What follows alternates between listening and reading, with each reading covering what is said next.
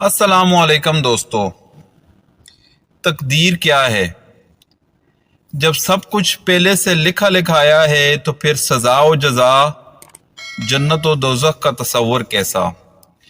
قرآن پاک میں اللہ تعالیٰ ارشاد فرماتے ہیں،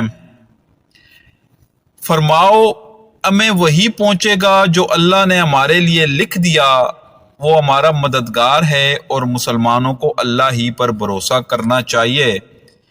اسی طرح حدیث پاک میں ہے کہ رسول اللہ صلی اللہ علیہ وآلہ وسلم نے ارشاد فرمایا کہ تم میں سے کوئی شخص اس وقت تک مومن نہیں ہو سکتا جب تک تقدیر پر ایمان نہ لائے، چاہے وہ اچھی ہو یا بری، یہاں تک کہ یقین کر لے جو بات واقع ہونے والی ہے وہ کبھی ہٹنے والی نہیں، اور جو بات اس سے ہٹنے والی تھی وہ اس پر کبھی واقع نہیں ہو سکتی۔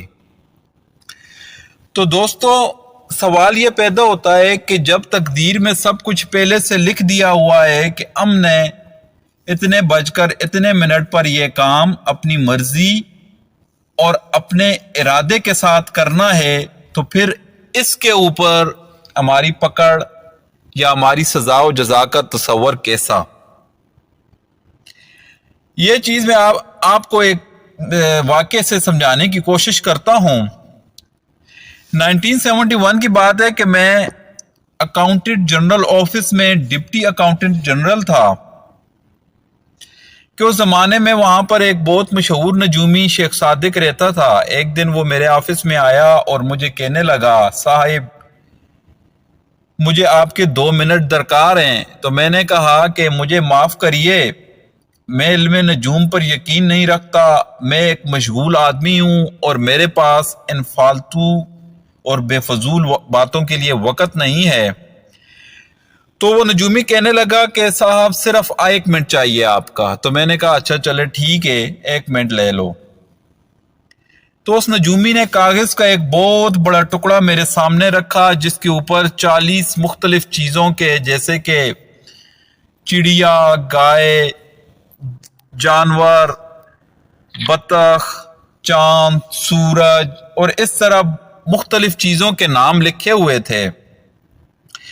تو مجھے وہ نجومی کہنے لگا کہ آپ ان میں سے کوئی ایک بھی نام اپنے پاس چھپا کر لکھ لیں، اور پھر اس نجومی نے کاغذ کا ایک ٹکڑا اپنے لیے اٹھایا اور اس پر کچھ لکھ کر اس کو میز پر الٹا کر دیا اور کہنے لگا کہ صاحب ابھی آپ جو لکھنے والے ہیں میں نے وہ پہلے سے اس ٹکڑے پر لکھ کر رکھ دیا ہے۔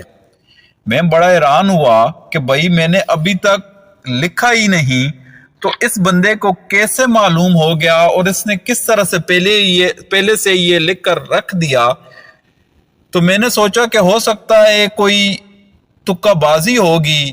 میں نے انتہائی سوچ سمجھ کے ساتھ وہ لفظ لکھا جو میرے مطابق اس کے ذہن میں نہیں ہوگا۔ تو جیسے ہی میں نے وہ لفظ لکھ کر نجومی کو پکڑایا تو نجومی نے پہلے سے لکھا ہوا کاغذ مجھے دیا، تو اس پر عین وہی لفظ لکھا ہوا تھا جو میں نے ابھی 5 سیکنڈ پہلے نجومی کو پکڑایا۔ تو میں حیران و پریشان ہو گیا کہ ایک محدود سا علم رکھنے والا انسان یہ کیسے جان سکتا ہے کہ میں نے 5 سیکنڈ بعد اس کاغذ کے ٹکڑے پر کیا لکھنا ہے۔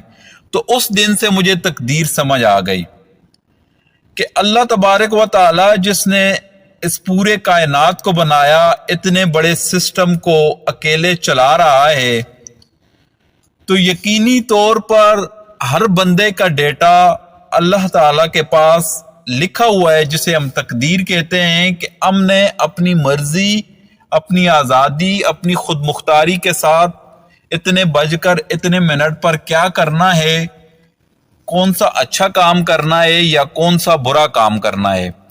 ان میں سے کچھ چیزیں ایسی تو ہو سکتی ہیں جن پر جبر ہو، جن پر ہماری مرضی نہ چلتی ہو، لیکن بہت ساری چیزیں ایسی بھی ہیں جو ہم اپنی مرضی اور اپنے ارادے کے ساتھ کرتے ہیں اور یہ تقدیر میں لکھی ہوئی ہیں۔ تو جو چیز ہم اپنی مرضی اور اپنے ارادے کے ساتھ کرتے ہیں تو اس کا جواب دہ ہم کو ہونا پڑے گا، چاہے وہ اچھی ہو یا بری، اور یہی تقدیر ہے۔